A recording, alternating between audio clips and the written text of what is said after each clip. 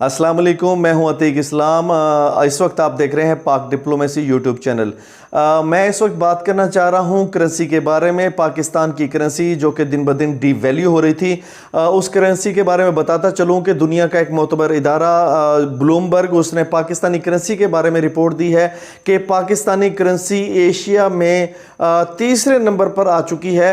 और इसकी तफसील में हम बाद में जाते हैं, लेकिन उससे पहले आपको ये बताता चलूं कि जो भी हमारे नए यूज़र हैं इस वक्त वीडियो को देख रहे हैं, वो पाक डिप्लोमेसी यूट्यूब चैनल को ज़रूर सब्सक्राइब करें और नीचे जो बेल आइकन है उसको ज़रूर क्लिक करें ताकि डेली बेसिस पर आपको जो भी अपडेट है वो मिलती रहें।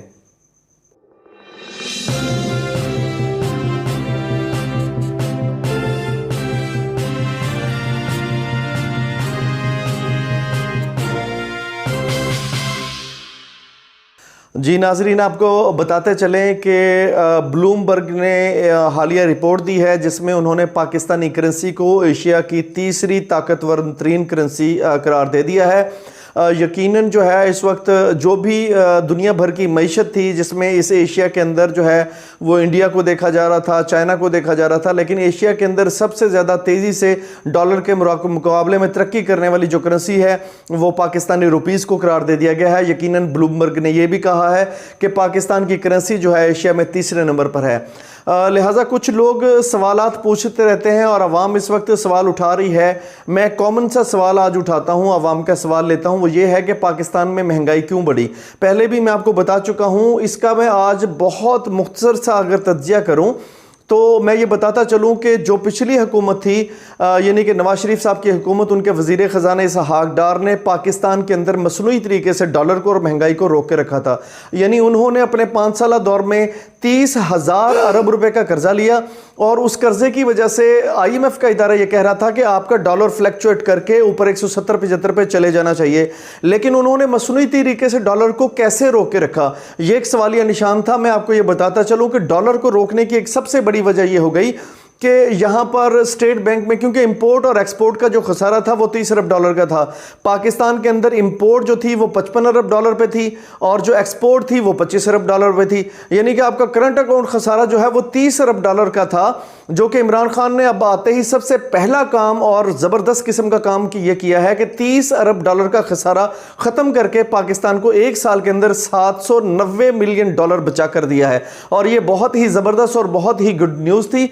मैं आपको ये बताता चलूं कि जो साबिक़ा हुकूमत थी, उन्होंने जब 30,000 अरब रुपए का कर्जा लिया, उसके बाद उन्होंने अगला स्टेप क्या किया है? अगला स्टेप यह किया है कि स्टेट बैंक के पास डॉलर नहीं थे, मनी एक्सचेंज के पास डॉलर नहीं थे, तो उन्होंने बैरूनी दौलत अपनी यहां पर लाकर मनी एक्सचेंजों के पास डॉलर रखवाना शुरू कर दिए ताकि पाकिस्तान के अंदर डॉलर की शॉर्टेज की वजह से जो रेट है वो रेट बहुत ज़्यादा बढ़ ना जाए। क्योंकि अगर रेट बहुत ज़्यादा बढ़ जाता तो यकीनन पूरे पाकिस्तान की अवाम इनको जो है वो बहुत गालियाँ देती, जो कि आजकल इमरान खान साहब की हुकूमत को दे रहे हैं। तो इन्होंने डॉलर को रोक के रखा मसनूई तरीके से, यानी इन्होंने मनी एक्सचेंजों पे डॉलर रखवाया ताकि कोई भी शख्स डॉलर लेने के लिए जाए तो उसको वहाँ पर वाफर मिकदार में डॉलर मिल जाए। लेकिन यहाँ पर हुआ ये कि जैसे ही निगरान हुकूमत आई तो इन्होंने अपने डॉलर मनी एक्सचेंजों से वापस उठाए, ब्रीफ केस भरे और ब्रीफ केस भर के दूसरे मुल्कों में वापस भेज दिए। तो यहाँ पर यह हुआ कि जैसे ही निगरान हुकूमत आई तो डॉलर 110 से 125 तक चला गया निगरान हुकूमत के दौरान। और जैसे ही इमरान खान की हुकूमत आई 2018 में तो डॉलर जो है 125 से 170 का सफ़र कर गया चंद दिनों में अंदर। क्योंकि जब आपके डॉलर मनी एक्सचेंज से उठा के वापस दूसरे मुल्कों में भेज दिए गए और उसके अलावा जो है वो आपके डॉलर जो हैं वो स्टेट बैंक में थे ही नहीं, तो इमरान खान कौन सा, उसकी यारी जो है वो बहुत बड़े बिजनेसमैन से थी या बहुत बड़ा वो एक बिजनेस का ग्रुप चला रहा है कि पाकिस्तान के अंदर मनी एक्सचेंजों पे डॉलर रखवा के मसनूई बहरान को कंट्रोल कर सके। लेकिन यहाँ पर हुआ ये कि डॉलर अपनी असली हालत में वापस आ गया, यानी जो कि पहले ही 125 से 170 का सफ़र करना चाहिए था, तो वो इमरान खान की हुकूमत में उसने ये काम कर दिया। तो यहाँ पर जैसे ही डॉलर 175 तक चला गया तो लोगों ने कहा जी बहुत महंगाई हो गई है। जाहिर बात है कि जो इंपोर्ट वाली इशू थी वो वैसे ही डबल रेट हो गया उनका, और जो लोकल हमारी प्रोडक्ट थी वो पाकिस्तानी अवाम की वैसी चांदी निकल आई।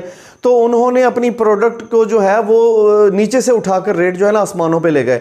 एक तो ये वजह हो गई कि डॉलर का रेट बढ़ा और साथ ही महंगाई बढ़ी। दूसरी वजह यह है कि पाकिस्तान के अंदर जो लोकल इशराफिया थी, जिसमें चीनी की इशराफिया, आटे की मिल वाली इशराफिया और दूसरे खुर्दनोश की जो चीज़ें थी, वो जाहिरी बात है कि उसका ताल्लुक जो है वो ज़्यादातर जो है पीपल्स पार्टी से है और पीएमएलएन से है।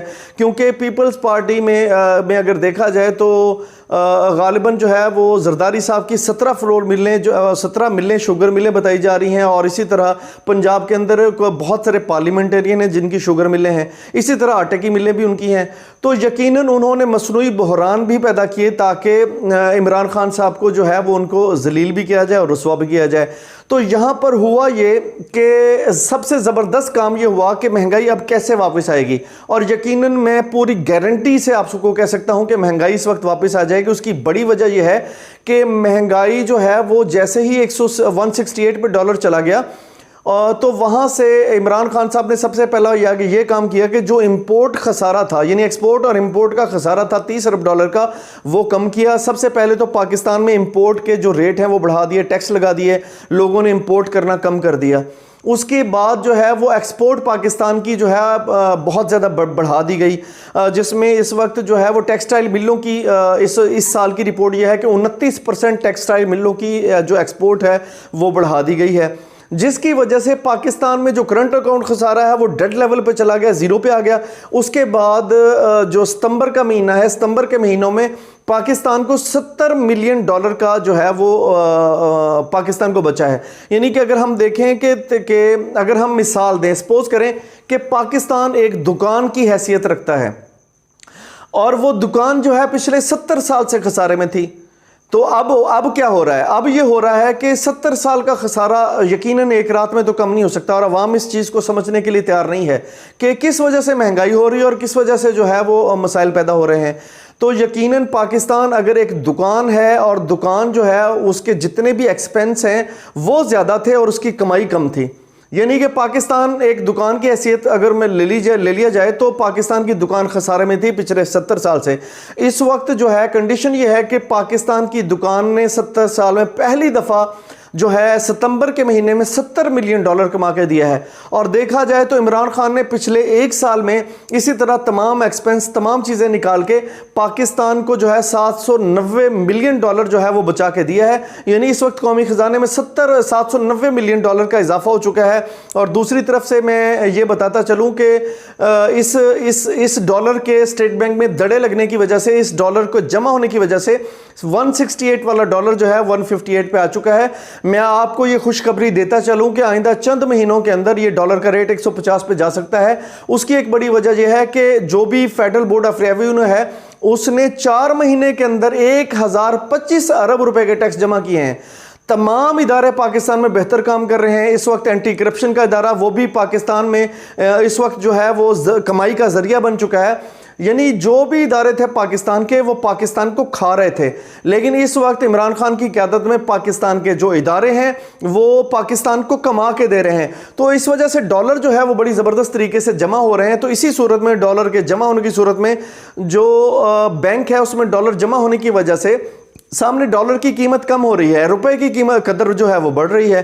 तो मैं इसी वजह से कह सकता हूं कि डॉलर जो है, अब दूसरा कंडीशन क्या पैदा होनी है, वो लोग जो पूरी दुनिया के अंदर बैठे हुए हैं और ओवरसीज हैं, उन लोगों ने अभी पाकिस्तान में डॉलर नहीं भेजे। वो समझते थे कि पाकिस्तान में डॉलर जो है 175 या 200 पे जा सकता है। तो मनी एक्सचेंजों ने उनको कहा हुआ था, या कुछ एनालिस्ट जो हैं वो पाकिस्तान के अंदर ये तज्जिया कर रहे थे कि डॉलर का रेट जनाब 200 रुपये पर जा सकता है।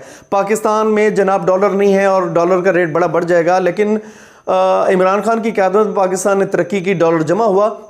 तो वो लोग जो ओवरसीज़ हैं जो ये समझ रहे थे डॉलर जो है 180 या 200 पे चला जाएगा तो उनको बहुत ज़्यादा मुनाफा होगा, 200 रेट पे या 180 रेट पे वो डॉलर पाकिस्तान के अंदर भेजेंगे तो उनको बहुत ज़्यादा नफ़ा होगा। तो ऐसा हरगिज़ नहीं हुआ। उन्होंने डॉलर पाकिस्तान में अभी नहीं भेजा। तो जैसे ही 158 पे रेट गया तो अब वो सोचना शुरू हो गए कि यार और रेट कम ना हो जाए। और जैसे ही वो रेट कम होगा तो वो सोचेंगे कि यार काश हम 170 में भेज देते, 165 में भेज देते, 160 में भेज देते।